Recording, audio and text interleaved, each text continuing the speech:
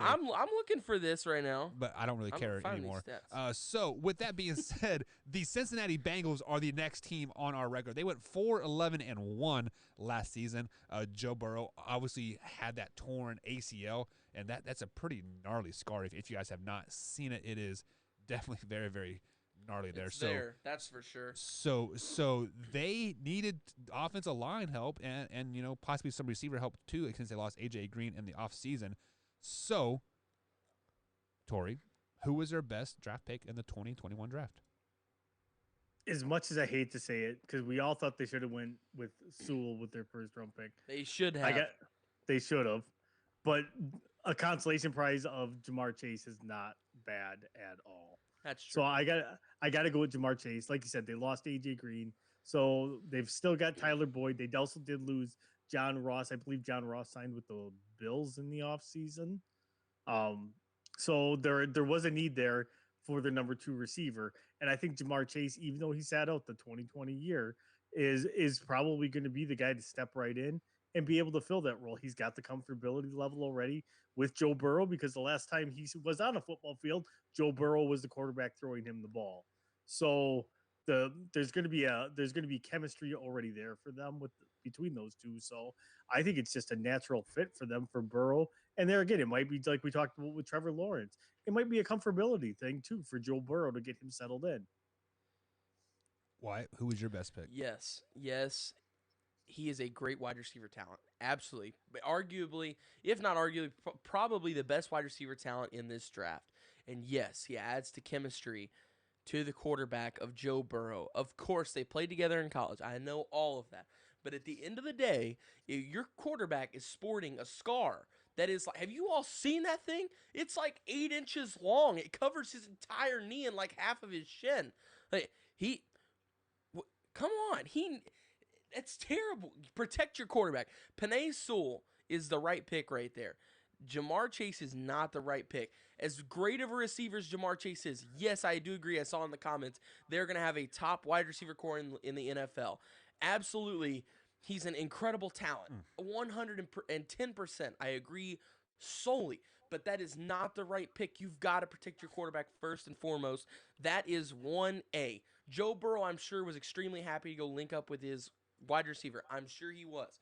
But at the end of the day, when he's laying on his back looking up at the sky because he doesn't have any protection, he's going to be like, well, I couldn't get the ball to Jamar Chase right there.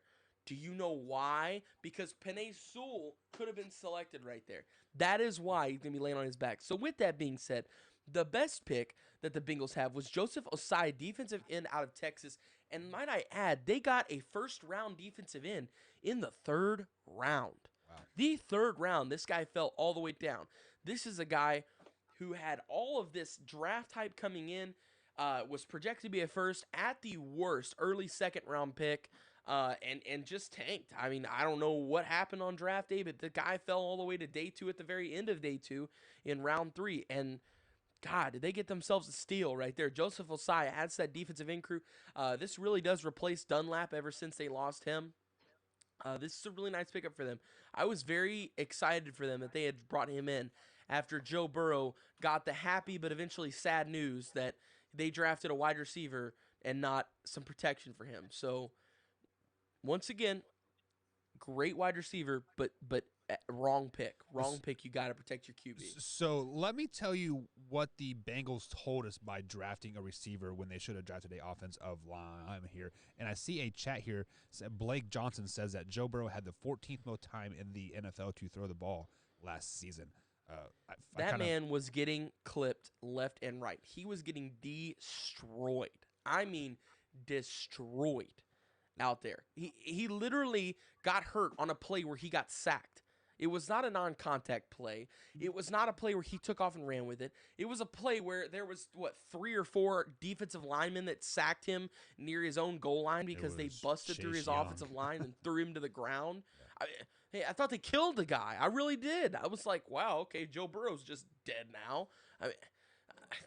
I get it. He might. There might be some crazy stat out there, sure, that he had the 14th most time to throw. That's great.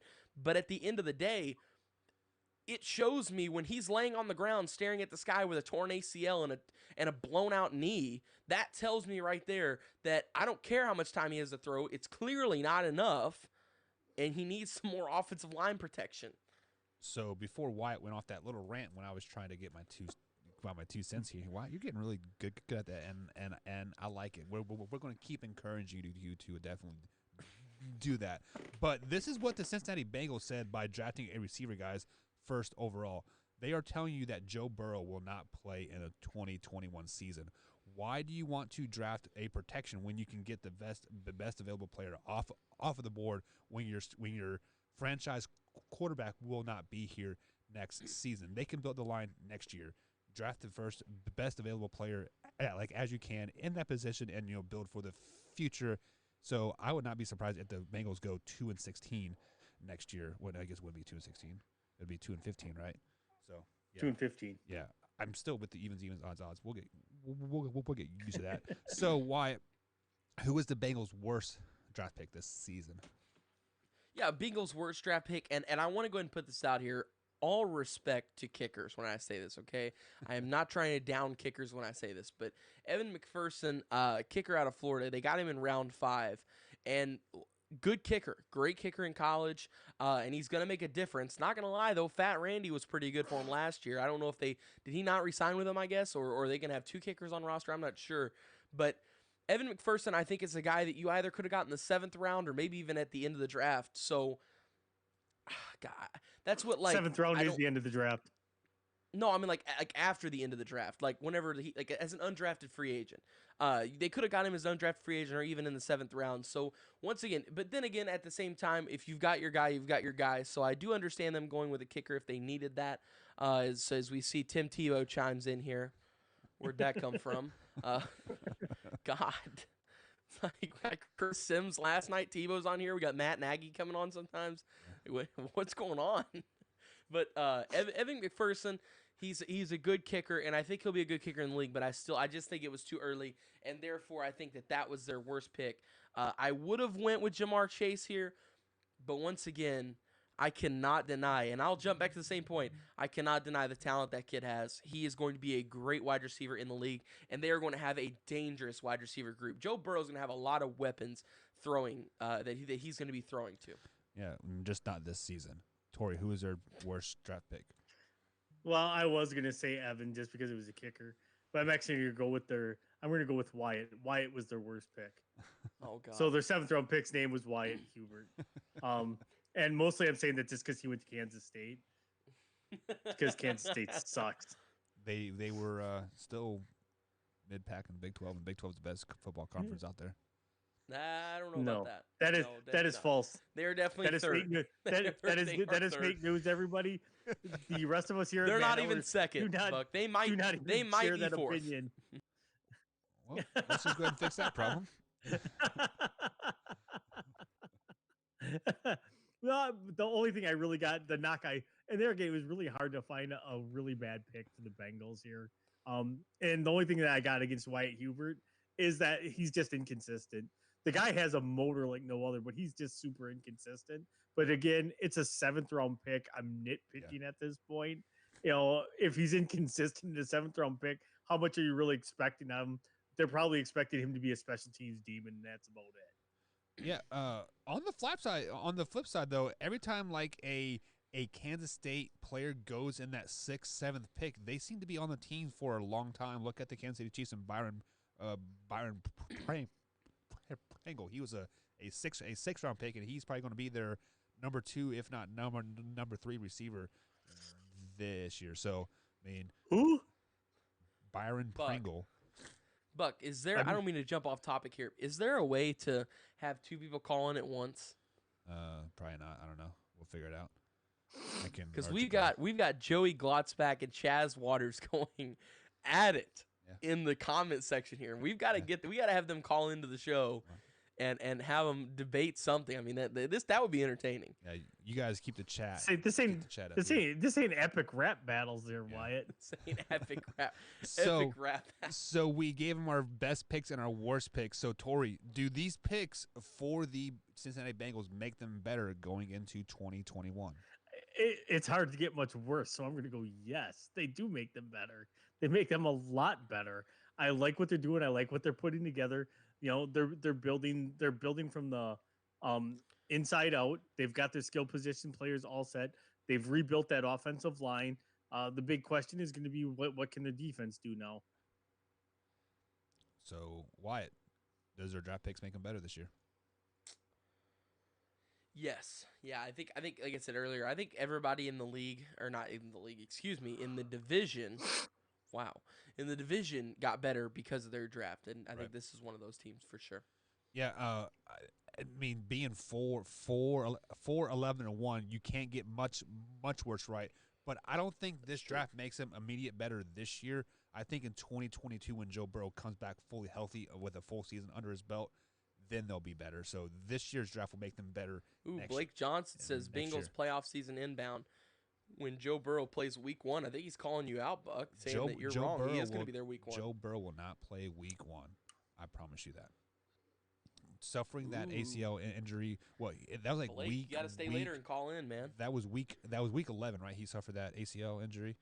Something like that. It was kind of later in the season. So, I mean, I guess it would be about 9, 10 months, I guess. But I don't know. I mean, these days now, you only 8 months. Yeah, and it's crazy the progression that's happened even in the last couple of years. My freshman year, we had a couple of seniors playing on the football team that tore ACLs, and they were out for a season and a half. Like, if you tore it your junior year, you pretty much weren't going to play your senior year. Right. So, but now, heck, there's a kid I'm friends with that goes to Silver Creek right now, Kyle, and he just tore his ACL and stuff in his knee. He tore all the ligaments in his knee, and he's supposed to be back for basketball season. Like, and he tore it like mid basketball season last year. He's not even gonna miss a full year. So like whenever you factor in as well, it's Joe Burrow, and he's probably got better doctors than we do at Southern Indiana high schools. Whenever you factor all that in. Except for the Chargers doctor, that's the only one that he'll stab you in the back. No, not funny. Why? Do you not know how to wink? Yeah, I do. That was pretty good. It looked like you're like. All right, so what is the Bengals' overall draft grade? Yeah, and once again, Jamar Chase is a great wide receiver. He's going to be awesome, but I just think that wasn't the pick. So if you go wrong with a top 5 pick, I really degrade you for that. But once again, B- is the worst grade that I'm going to give in this class for this division. So I will give my B- here because still, nonetheless, you got a bunch of playmakers. I just think it wasn't the right playmakers at certain spots, but still, like I said, you got a bunch of playmakers. You got Osai going to them in the 3rd round, and Jamar Chase is going to be a great wide receiver. I can promise you that. Honestly, I give him a solid B-. As for talent grade, though, I give him a A-. All right, Tori, what about you? I gave him B+. Overall for the draft, there again, it's a team that's basically rebuilding from scratch. They started all over. They've got the franchise quarterback. They've got their skill set pieces now with Jamar Chase. They've rebuilt the offensive line between the draft and free agency. The big unknown for them is going to be how their defense plays. So I gave them a B+ because I really like a lot of their draft picks. They had a good mix in this draft of offensive and defensive players. So and they got good quality players that are going to be able to help them. Some day one, some maybe next year or so.